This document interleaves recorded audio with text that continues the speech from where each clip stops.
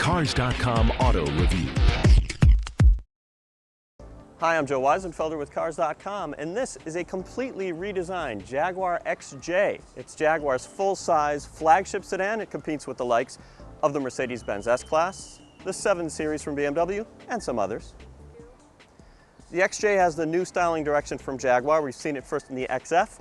I like it a lot overall. Still, for years, been complaining about the chrome grills. They look a little bit too shiny and too plasticky. Now, one more thing here, you'll notice it's an XJL. L is for long wheelbase, means the car's about 5 inches longer, and there's 5 inches more on the inside, which I'll show you in a minute. Now, the car comes standard with keyless access. There's actually a really nicely done transmitter. It's as nice as it is enormous. Look at this thing. Is there like a D-cell battery in there? You're supposed to keep this in your pocket. They should have Jaguar suspenders to hold up your pants. On the upside, though, they've done a nice job of integrating the lock and unlock buttons. None of these little black buttons anymore, weird ridges. And it's nice that they're on the back door too, not just on the front. Now in the XJL, this is where the extra 5 inches really pay off. In the back seat, all of that length goes to legroom.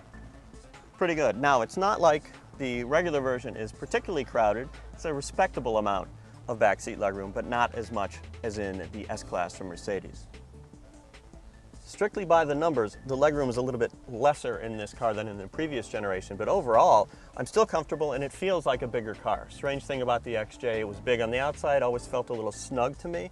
The design is also really nice. It's kind of classically inspired, but it's at the same time, it's kind of contemporary. The wood is kind of a matte finish, not too shiny. Really nice leather quality throughout. I also like this use of piano black here. I have mixed emotions about the gauges, which are actually an LCD screen in this car. The resolution could be higher, they could look more real. There's some interesting tricks, like you can turn on what's called a flashlight effect, which makes the numbers nearest to the needles glow and not the rest of it. It's a neat idea. I understand what Jaguar's trying to do. It would be pointless to just have LCDs and then make it look exactly like an analog gauge, but at the same time, I'm not sure it's working yet. Now, one thing worth noting, in large cars, you don't always have a large trunk. In this case, it's actually kind of modest in size. Another issue, the back seat doesn't fold forward, so you don't get much expansion. Unfortunately, that's pretty common in cars this big. Now, as always, I'll direct you to the full review on Cars.com for all the details on driving. But in short, the engine, nice and powerful. One of the best conventional automatic transmissions you can get is in this car. And the ride quality a little bit firmer than some, but I think it's more of a driver's car than the Mercedes-Benz S-Class. Overall, I think some big improvements over the previous generation.